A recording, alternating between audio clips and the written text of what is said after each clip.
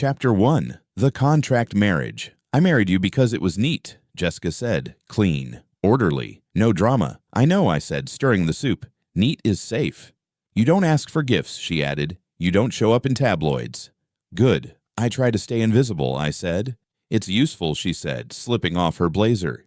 Eat before it's cold. We lived like co-workers who shared an address. I cooked. She worked. She checked emails while I set the bowls. I placed her spoon to the napkin's edge. You're precise tonight, she said. I'm always precise, I said. You were late. Traffic, I said, and the bus broke down. You could use the car, she said.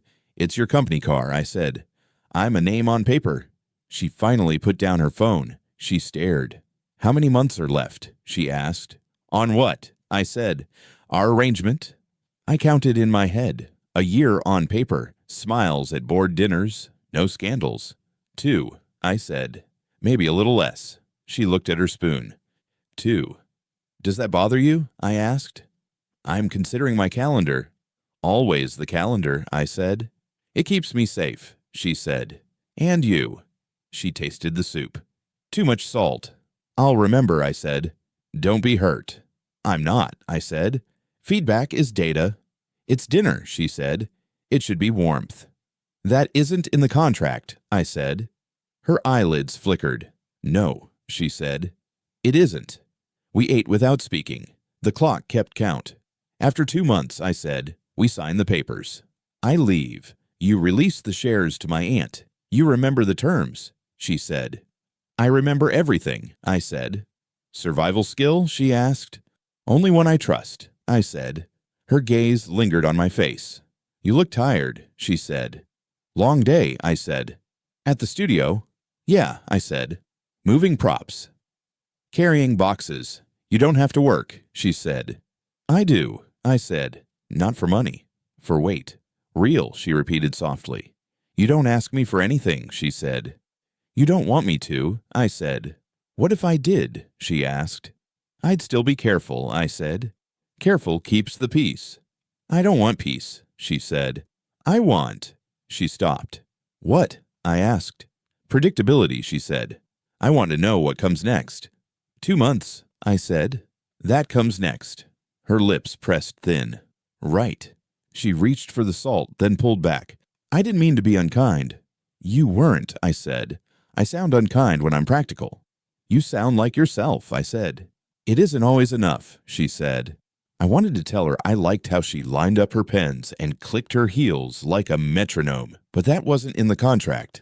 I lifted my spoon, burned my tongue, kept my face calm. If the contract ends, she said, where will you go? Back to the small place by the river, I said. And your aunt? She'll get the shares and stop worrying, I said. Quiet is good, she said. Sometimes, I said. Sometimes quiet is a locked door. Would you want to extend? She asked. The contract? I said. Yes. The word felt heavy. Why? Continuity. Stability. Company words, I said. They are my words, she said. And how you feel? I asked. Silence. I gathered the bowls. I'll make tea. Wait, she said. I stopped. How many months are left? She asked again, softer. Tell me the number. 60 days, give or take, I said. Her throat moved. 60. Jessica, I asked. She stood so fast the chair squeaked. I need to finalize a schedule, she said. Board meeting. Now? Always. She slipped on her blazer. Her hands trembled, then steadied. Your soup is getting cold, I said. You like things exact, she said. Let's keep time exact. At the door, she paused. If you needed anything, you would tell me. I don't need anything, I said. People say that when they need everything, she said. I'm not people, I said. No, she said. You're you. The door clicked. I stood in the quiet. I washed the bowls and lined them edge to edge. Steam rose and faded. My phone buzzed. A message from Jessica. Don't wait up. I typed, okay. Deleted it. Typed, okay. Sent. I turned off the lights and repeated the count. 2 months. 60 days. A number is safe. A number doesn't change its mind. In bed. I kept to my side and left hers smooth. I pictured her eyes, cold water, bright glass. I wondered what she would do when the number hit 0. I wondered what I would do if she asked for one more day. I didn't sleep. I listened to the city and the clock. I kept counting. Chapter 2. The Prop Diagnosis. The studio smelled like dust and fake perfume. I stacked boxes, carried lights, taped wires. It wasn't glamorous, but it kept my hands moving. They wrapped filming late, and I was the one who stayed behind to clean. "Don't forget the folder on the table," the assistant called out. I nodded, too tired to check what it was. I shoved the folder into my bag, thinking it was just release forms. My mistake. By the time I got home, Jessica was already there. She sat on the couch, laptop glowing, glasses on her nose. She didn't look up when I walked in. "You're late," she said. "Props took longer than expected," I said, setting my bag down. Her eyes flicked up. "Props?" "Yeah, fake charts, fake reports, fake flowers," I laughed lightly. "A fake world." Jessica closed her laptop. "Dinner's cold." I waited. "You didn't have to," I said, surprised. She never waited. "I did," she said simply. I unpacked my bag, dropping keys and a notebook onto the table. The folder slipped out too, paper spilling across the polished surface. Jessica's gaze locked onto the bold red letters stamped at the top of the report. Oncology Department, Diagnosis Report. Her face drained of color. "What is this?" she whispered. I froze. "That?" "Just a prop." Her hand shook as she picked it up. She flipped through pages filled with medical terms. Tumor size, treatment failure, estimated survival months. It looked real. Too real. "This isn't a joke," she said. "It's not mine," I said quickly. "It's just from set." I must have grabbed it by accident. Jessica's eyes searched mine, desperate, as if looking for cracks in my words. "You didn't tell me," she said softly. "Because there's nothing to tell," I insisted. "It's fake." "You've been tired," she said, voice breaking. "You look pale. You come home late. You don't eat properly. All signs of being broke and busy." I cut her off. She pressed the report to her chest like it was evidence of my betrayal. "How long have you known?" "Jessica, listen to me. It isn't mine. I don't have cancer. It's for a drama they're shooting." She blinked rapidly. "And how many months did the doctor say?" I stared. Her voice trembled, but her eyes looked like they'd already memorized my face, as if preparing for loss. "You're not hearing me," I said. "It's fake." 2 months? She asked suddenly. "What?" "You told me yesterday." 2 months left. "That's what you said?" I froze. My own words came back to stab me. At dinner, when she asked about months, I thought she meant our marriage contract. But she hadn't. She'd been asking about this. About life. About death. "Jessica." Her lips trembled. "Don't lie anymore." "I wasn't lying." "You knew," she said. "You've been hiding it. That's why you work those small jobs. That's why you push yourself. You're trying to pay debts before you go." "No." She stepped closer, her hand brushing my sleeve. It was the first time she touched me gently without it being staged for shareholders. "Why didn't you tell me sooner?" she whispered. "I told you. It's not mine." My voice cracked louder than I wanted. She flinched but didn't let go of the report. "You should have trusted me." I stared at her. This was the woman who once told me I was replaceable, a name on a piece of paper. Now her eyes shone like she'd just lost me before she ever had me. The room was heavy, her silence heavier. I wanted to rip the report from her hands, tear it apart, prove it false. But something stopped me. The way she held it, like it was her last thread to understanding me, made me hesitate. Jessica turned away, clutching the report. "I'll reschedule everything. I'll move meetings. I'll clear nights for you." "For me?" I repeated. "You won't go through this alone," she said. I laughed bitterly. "Through what?" "Jessica, I'm not dying."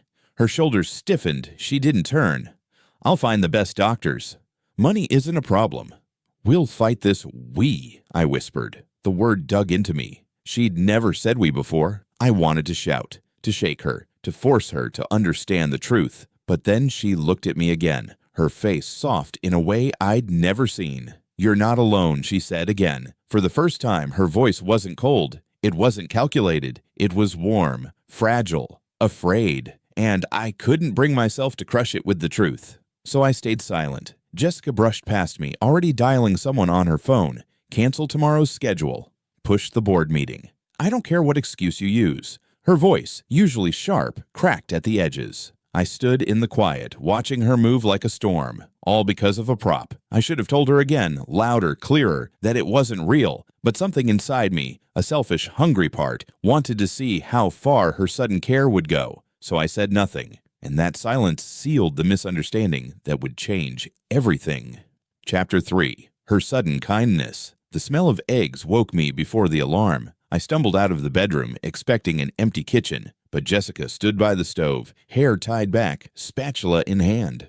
"You cook now?" I asked. She glanced at me. "Sit. Breakfast is almost ready." I sat slowly. "You know, I usually handle that." "You shouldn't waste your energy," she said.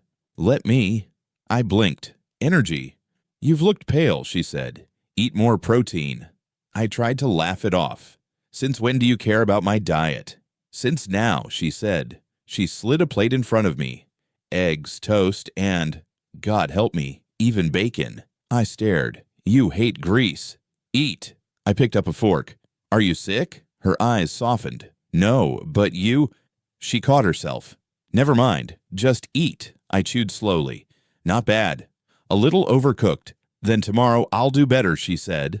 Tomorrow? My wife, who once measured her life in stock prices, now promised better scrambled eggs. "Jessica, what's going on?" I asked. She sat across from me, elbows on the table, chin in her hand.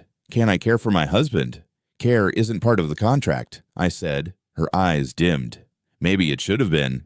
I froze. She pushed toast toward me. "Eat more." That night, I came home late from the studio. Normally, she'd already be asleep. Instead, she waited by the door. "You're freezing," she said, wrapping a scarf around my neck before I could take off my shoes. "Where did this come from?" I asked. "I bought it today," she said. "You shop for me now." Her hands lingered on the knot. "You deserve warmth." I touched the fabric. It was soft, expensive, not something she'd buy for herself, let alone me. "You're acting strange," I said. "I'm acting human," she replied. 2 days later, she followed me to the bus stop. "Take the car," she insisted. "It's your company car," I said. "It's yours, too." "No, Jessica." "I'm fine." She crossed her arms. "Fine people don't cough in their sleep." My stomach twisted. "You've been watching me sleep." She looked away. "I hear things." "You never cared before." "I care now," she said firmly. Her words lodged in my chest like stones. At dinner, she spoke softly. "There's a doctor I know. Discreet. No reporters. We should schedule a checkup." I choked on my water. "Why?" "Because you won't tell me the truth," she whispered. "So I'll find it myself." "Jessica." Her hand covered mine. "Please." The word stunned me. She had never asked me for anything with softness. It was always commands, orders, ultimatums. But now her palm trembled against mine, begging. I pulled away. "I told you. I'm not sick." Her lips tightened. "Then prove it." I stood. "This is madness." She rose too. "Madness is letting someone you love waste away without fighting." Love. She said it without saying it. The next weekend, she invited me to a charity gala. Normally, she avoided bringing me, claiming I was too ordinary for headlines. But this time, she insisted. "You need fresh air," she said.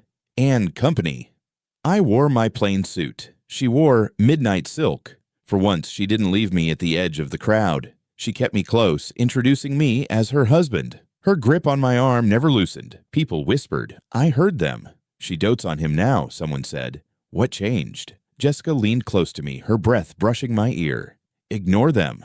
"I always do," I said. Her fingers squeezed my sleeve. "Tonight, you're mine." Later, when we finally left, she leaned her head against my shoulder in the car. "You're quiet," I said. "I was memorizing," she murmured. "Memorizing what?" "The way people looked at us," she said. "As if we belonged together." "Jessica." She lifted her head, eyes glistening. "Promise me something." "What?" "Don't disappear without warning." I frowned. Where would I go? Her voice cracked. "To a place I can't follow." I turned to her, stunned.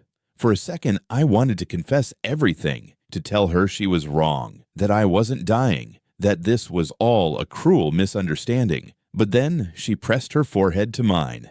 "I'm not afraid of boardrooms or rivals or scandals," she whispered. "I'm only afraid of losing you." The words melted me. I closed my eyes, selfishly letting them sink in. I should have corrected her, but instead, I held her hand. And in that silence, the lie grew roots. Chapter 4. A Silent Misunderstanding. It started with whispers in the night. I woke to the sound of muffled breaths. At first, I thought it was the wind sneaking through the window cracks, but then I heard it. Jessica, crying. She sat at the edge of the bed, shoulders trembling, head buried in her hands. "Jessica," I whispered. She stiffened. "Go back to sleep." I sat up. "You're crying."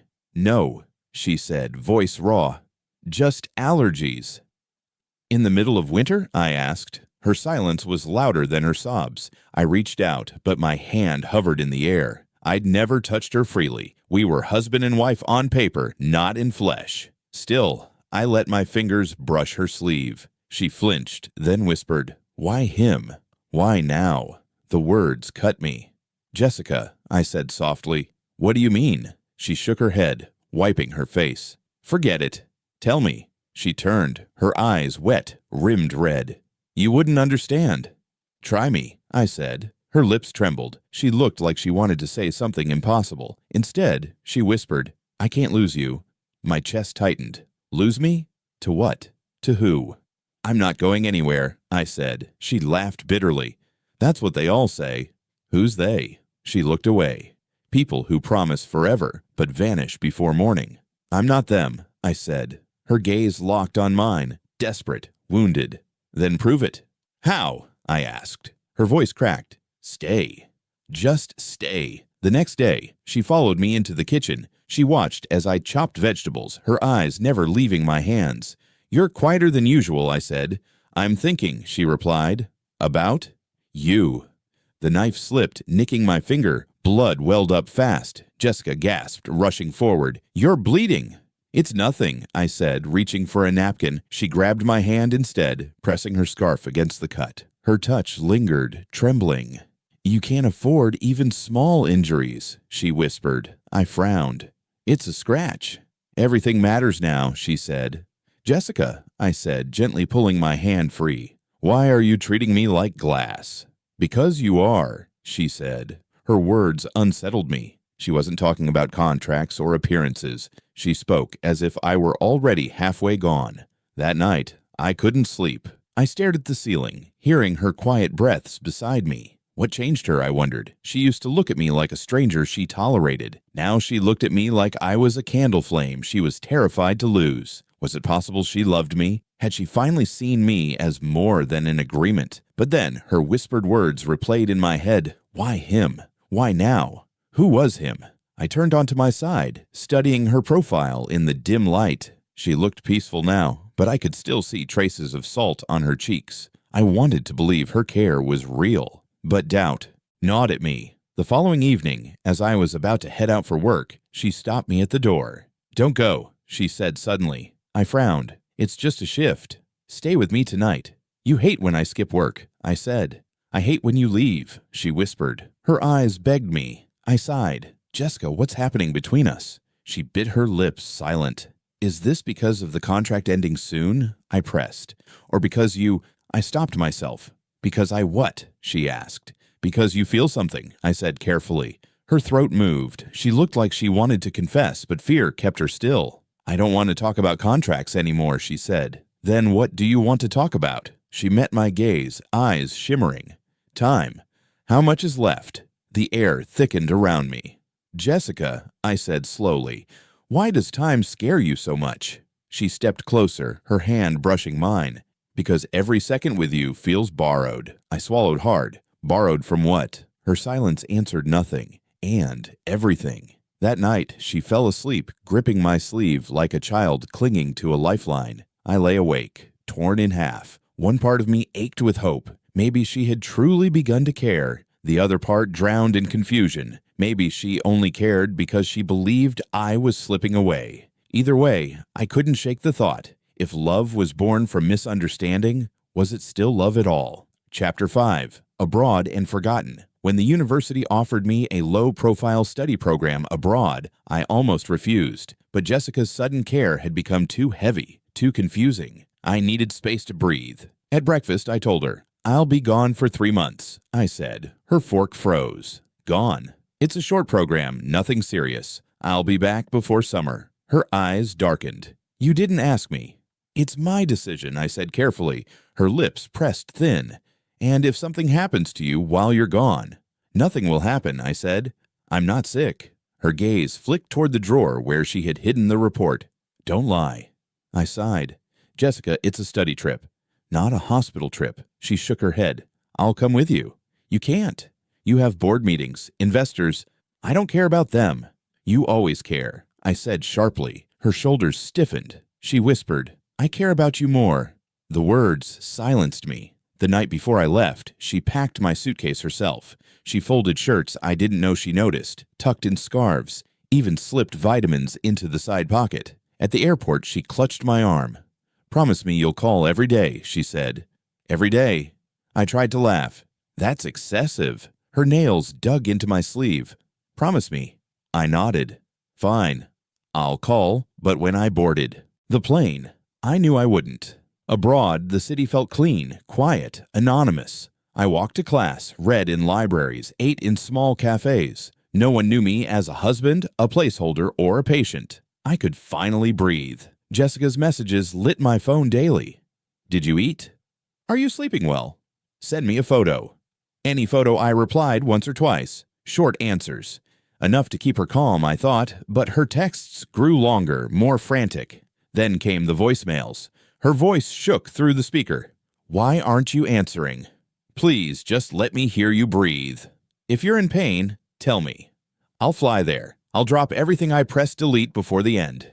3 weeks in, Daniel, my old friend, called me. Hey, he said, what's going on with Jessica?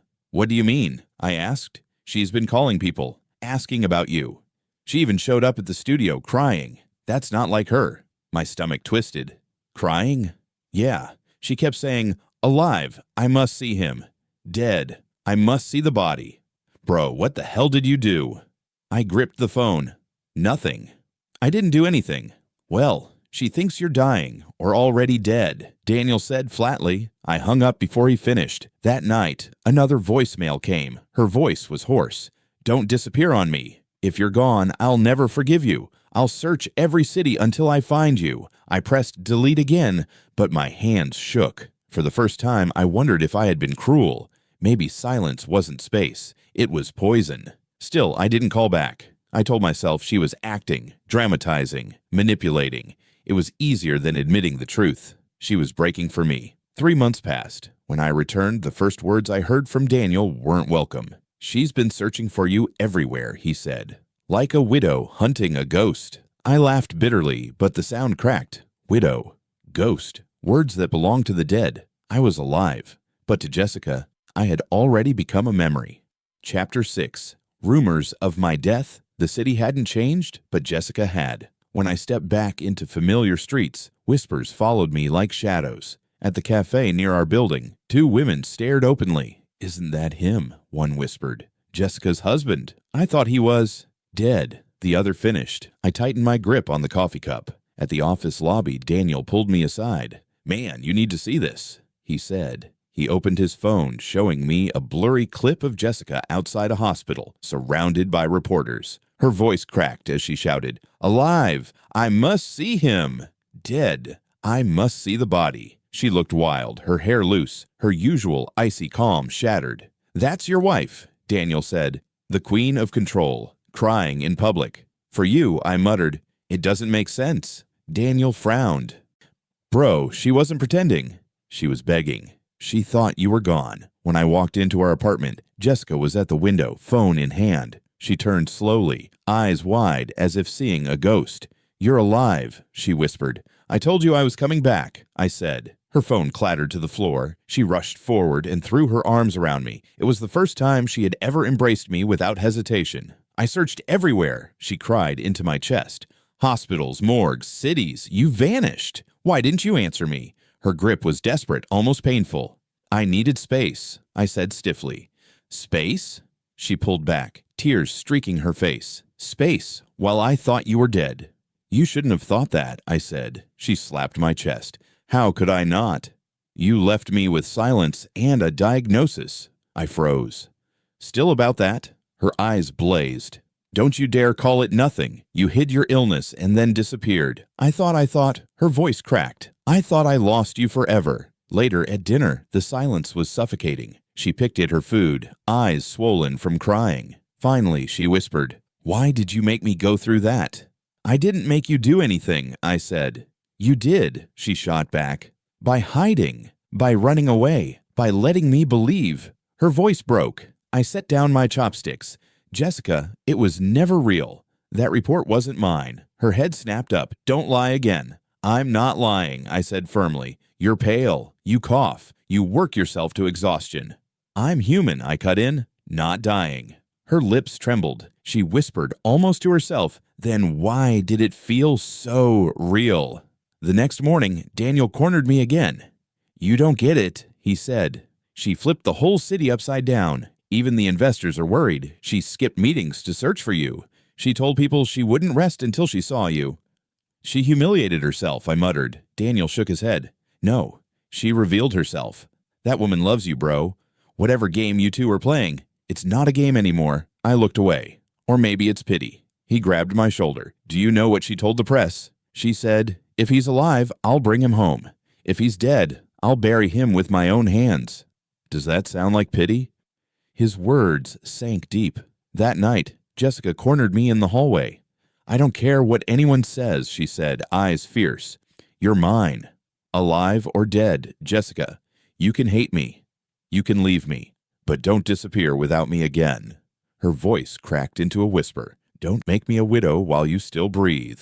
I swallowed hard, unable to answer, because in her eyes, I saw it. The line between love and obsession, between care and desperation. And I wasn't sure which side of that line she was standing on anymore. Chapter 7. The confrontation. I couldn't take the silence anymore. Jessica moved around the apartment like a shadow, always watching, always hovering. Her eyes burned into me every time I coughed, every time I paused too long, every time I looked tired. Finally, one night, I snapped. Enough, I said. She froze in the kitchen doorway, holding a glass of water. Enough? Yes, I said, standing. Stop treating me like I'm dying. Her hand trembled. Because you are. I slammed my fist against the table. I'm not! Her voice cracked. Then explain this.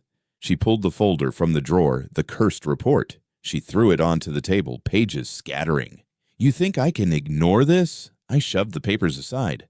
I told you, it's a prop. A script. It's not mine. Liar, she shouted. Her voice shook the walls. Do you think I'm blind? Do you think I don't see the way you hide your pain? I stepped closer, chest tight. The only pain I've felt is from living as a ghost in my own marriage. She blinked, stunned. What? You never cared, I said bitterly. You wanted convenience, silence, a contract husband who wouldn't bother you. And now, suddenly, you care because you think I'm dying. That's not love, Jessica. That's guilt. That's pity. Her face twisted. You think pity made me search hospitals. You think pity made me cry in front of reporters, beg strangers for news, lose sleep every night. That wasn't pity. It was love. The word cracked between us like thunder. I staggered back. Love? Yes, she cried. Tears streamed down her face. I didn't realize until it was too late, until I thought you were slipping away. I looked for you everywhere because the thought of living without you, she choked. It was unbearable. I pressed my hands to my head. Then why now? Why only when you thought I had no time left? Why not before, when I sat across from you night after night, invisible? She sobbed. Because I was a coward, because I didn't know how. And when I finally tried, it was because I thought you needed me. My chest ached. I wanted to believe her, but anger clouded everything. So, all of this, I whispered, all the breakfasts, the scarves, the waiting at the door, none of it was real. It was just your way of easing your conscience. Her eyes widened. No. Yes, I shouted. You loved a diagnosis, not me. You loved the idea of saving someone who was already gone. She shook her head violently. I loved you. The report only woke me up to what was already there. I laughed bitterly, but the sound broke halfway. Then why does it feel like I was only worth loving once you thought I was dying? Jessica fell silent, trembling. I stared at her, breath ragged. Do you know what that feels like? To be invisible until death puts a spotlight on you. To wonder if every smile, every touch was for me, or for the ghost you thought I was becoming, she whispered. I don't know how to make you believe me. You can't, I said coldly. Her lips parted, her eyes filled with panic. Please, don't say that I stepped back, the distance between us widening like a chasm. I don't know what's worse, that you loved me too late, or that I let myself believe it was real. Don't leave, she begged, her voice breaking. If you walk away now, I'll never forgive myself. I looked at her one last time, at the woman who had finally crumbled, who had finally confessed, but only because of a misunderstanding we both fed. Then don't forgive yourself, I whispered, because I can't forgive you either. I turned, walked to the door, and left her sobbing in the silence. Chapter 8. Truth, Betrayal, and Karma. I didn't go home that night. I walked until my legs burned, until the city blurred into nameless streets. When I finally returned, the apartment was dark. Jessica sat on the floor, back against the wall, papers scattered around her. The report again. Her eyes lifted, red and swollen. You came back. For my things, I said flatly. Her voice cracked. Don't. I walked past her, grabbing my suitcase. This marriage was a contract. It started empty. It should end empty. She stood quickly, blocking the door. No, you don't get to leave me like this. I don't? I sneered. You left me long before this. Every cold dinner, every silent night, you left me piece by piece. Tears streamed down her face, and I regret it every second. That's why I tried to change. That's why because you thought I was dying, I snapped. Not because you loved me alive. Only because you thought I was slipping away. Her voice trembled. I did love you alive. I was just too blind to admit it. Too afraid. Afraid of what? I demanded. Of losing control. Of needing someone. Of needing you. I laughed bitterly. Then congratulations. You finally needed me. When it was too late. She grabbed my arm, her nails digging in. Please, don't go. Punish me, scream at me, hate me, but don't walk away. I looked at her, really looked at her. The once untouchable CEO, now broken, trembling, clinging to a man she once treated as disposable. This is karma, I whispered. She flinched. Karma? You ignored me when I wanted to be seen. You kept me at arm's length until the moment you thought I'd vanish forever. And now, you know what it feels like, to want someone but not be able to reach them. Her grip tightened. Don't say that. I don't have to, I said. You already feel it. For days after, she called, left voicemails, sent messages. Please come home. I can't sleep without knowing you're safe. I'll do anything. Just talk to me. I ignored them all. Daniel cornered me again. She's a wreck, man. She's showing up to work late, crying in boardrooms. The same woman who used to terrify executives can't even finish a meeting. She's learning what silence feels like, I said coldly. He frowned. You sound cruel. Cruel, I said. I begged her for warmth for months. I sat across from her, night after night, invisible. Now she begs me. That's not cruelty. It's balance. One evening, Jessica finally caught me outside the apartment building. She looked thinner, her perfect posture slouched, her eyes hollow. Talk to me, she whispered. I kept my hands in my pockets. There's nothing left to say. There's everything to say, she cried. You're my husband. I love you. You love an illusion, I said. You loved a dying man who never existed. Her lip trembled. That's not true. Isn't it? I stepped closer, my voice low. Would you have changed if you never saw that report? Would you have cooked breakfast, waited for me, held me? Or would you have kept me invisible until the contract expired? She opened her mouth, but no words came. Her silence was the answer. I sighed, the weight of it pressing down. This is your punishment, Jessica. To know love too late. To lose what you only learned to cherish after it slipped through your hands. She shook her head violently. No, I'll wait. However long it takes, I'll wait. Even if it takes years, I'll prove it. I turned away. Wait then. But don't expect me to look back. As I walked off, her voice shattered behind me. I'm sorry. I'm sorry I loved you too late. The sound chased me down the street, but I didn't stop. Because maybe, just maybe, walking away was the only revenge I'd ever get, and the only justice she'd ever feel. Chapter 9. Closure in Silence. I moved into a small apartment by the river. Quiet, plain, with peeling paint and a window that stuck halfway when I tried to open it. It felt more like home than the mansion ever did. Nights stretched long. I made instant noodles, stacked bowls carelessly, left clothes on chairs. No perfect order, no measured silences. Just me. Jessica's name still lit my phone. Sometimes I answered. Most times I didn't. The first time, her voice cracked.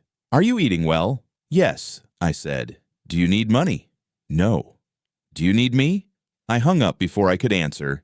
Weeks passed. People talked less about her breakdown, more about her recovery. They said the CEO was back in control. They said she was colder, sharper, untouchable again. But sometimes Daniel would whisper, "I saw her staring at your old seat in meetings, like she's waiting for you to walk in." I never walked in. One evening, I returned to find a box outside my door. Inside were neatly folded shirts, the ones she used to pack for me.